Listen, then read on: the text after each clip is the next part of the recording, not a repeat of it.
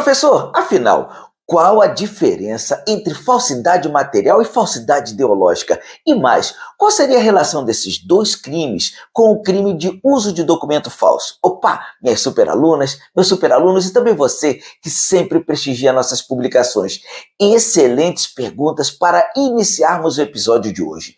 E já lhes adianto que falsidade documental e seus desdobramentos, um dos temas mais importantes do direito penal para vocês, tanto aqui na graduação quanto no exame da Ordem dos Advogados e também nos concursos públicos em geral, será justamente o nosso objeto de estudo nos próximos 2 episódios.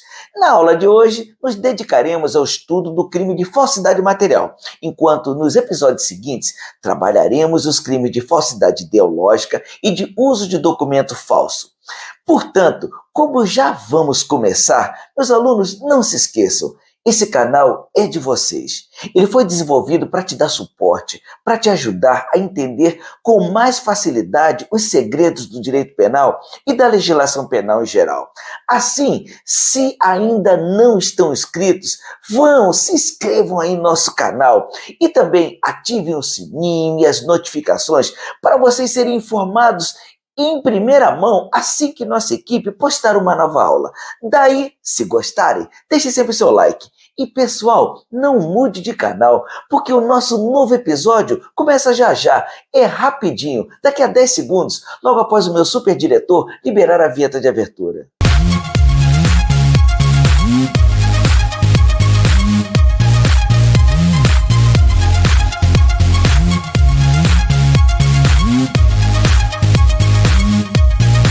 Então vamos lá, indo diretamente ao assunto, quando falamos do crime de falsidade material, podemos dividi-lo em 2 grandes grupos. Inicialmente, a falsidade material de documento público, conforme dispõe o artigo 297, e a falsidade material de documento particular, nos termos do artigo 298 do Código Penal. Mas, para que obtenhamos uma interpretação adequada de ambos os dispositivos, é necessário fixar o exato significado da expressão documento, haja vista ela está no cerne dos 2 tipos penais. Nesse sentido, por documento, iremos entender como sendo todos os escritos, instrumentos ou papéis que podem ser públicos ou particulares, eletrônicos ou não, mas que tenham como finalidade comprovar algum fato, algum ato jurídico. Em relação ao documento eletrônico, é fundamental se poder garantir a sua origem e também quem teria sido o seu signatário, nos termos exatos do que propõe a Lei 11.419 de 2006, que dispõe acerca da informatização dos processos judiciais. Já o documento público, em linhas gerais, será aquele expedido pelo Estado por um agente público no exercício de suas atribuições legais. Consequentemente, caso o documento não tenha tal característica, por exclusão, diríamos que se trata de um documento particular. Ok, professor, mas o que seria de fato a falsidade material? Nas palavras tanto do artigo 297 quanto do artigo 298, praticaria o crime de falso material ou falsificação de documento público ou particular, conforme o caso, o agente que falsificasse no todo ou em parte um documento ou que alterasse um documento verdadeiro, sendo submetido no primeiro caso a pena de reclusão de 2 a 6 anos e multa, e no segundo caso a pena de reclusão, porém de 1 a 5 anos e multa. Pode-se afirmar, então, que em função dos elementos intrínsecos do crime de falsidade material, ele poderia ser clivado em 2 possibilidades jurídicas. Por um lado, haveria o crime quando se falsificasse o documento no todo ou em parte, ou seja, quando se fizesse uma contrafação do documento. O agente produz, constrói o documento falso. Aqui, observem que ele busca por qualquer meio imitar o documento original. Diz-se com alguma correção que o falso material estaria vinculado à estrutura física exógena do documento, pouco importando se as informações nele contidas seriam ou não condizentes com a verdade. Porém, meus alunos, preciso que vocês deem o máximo de atenção ao segundo núcleo verbal que ajuda a ancorar o crime de falsidade material. E falo isso porque o crime de falsidade material também possui a conduta de alterar documento público verdadeiro como elemento constitutivo do tipo. E é nesse ponto, aliás, que sobrecaem justamente as principais dúvidas acerca do mais adequado enquadramento do crime em estudo.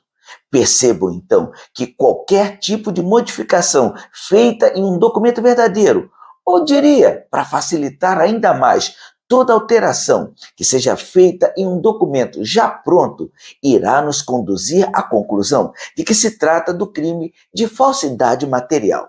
E observe a importância dessa vinculação, principalmente quando a alteração diga respeito a qualquer tipo de informação que constava ou que tenha sido alterada ou acrescentada ou até mesmo retirada. Enfim, toda e qualquer modificação feita em um documento já pronto, nos termos da legislação, em um documento verdadeiro, resultará automaticamente no crime disposto no artigo 297 ou 298 do Código Penal, dependendo apenas do documento ser público ou particular.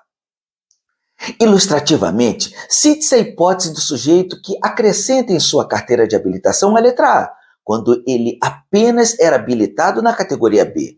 Ou a pessoa que, com o intuito de alterar sua idade, modifica o dia indicado em sua certidão de nascimento. E até mesmo a pessoa que troca foto do documento de identidade pertencente a outra pessoa pela sua. Todas essas condutas, a despeito de tratarem de informações, não fazem com que o elemento seja enquadrado no artigo 299, no crime de falsidade ideológica, conforme muita gente boa, por apresentar uma fórmula complexa e demasiadamente obtusa, acabam induzindo nossos alunos a acreditarem. Justamente por esse motivo, é fundamental que vocês assistam ao próximo episódio, que tratará exatamente do tema falsidade ideológica, para vocês dissiparem todas as possíveis dúvidas acerca do assunto. E para facilitar, nossa equipe já acrescentou o link aqui abaixo nas descrições desse vídeo. Quando a aula terminar, basta clicar para vocês assistirem. Por fim, vale acrescentar que a falsificação ou alteração de cheque ou qualquer outro tipo de documento transmissível por endosso, independentemente de ser de uma instituição pública ou privada, será enquadrado no crime de falsidade material de documento público, em virtude do artigo 297, parágrafo 2º. E, a contrário senso, por opção exclusiva do legislador, atenção, a falsificação de cartão de crédito ou de débito, pouco importando se tiver sido emitido por um banco público ou privado, deverá ser tipificada como falsidade material de documento particular, nos termos do que determina o parágrafo único do artigo 298. E assim, nós encerramos o episódio de hoje. Mas lembre, se ainda não estão inscritos, se inscrevam aí no nosso canal e já vão deixando seus comentários e dúvidas acerca do assunto. Olha, sinceramente, espero que vocês tenham gostado, pois foi muito bom tê-los conosco hoje. Um forte abraço e eu vejo vocês em nossa próxima super aula.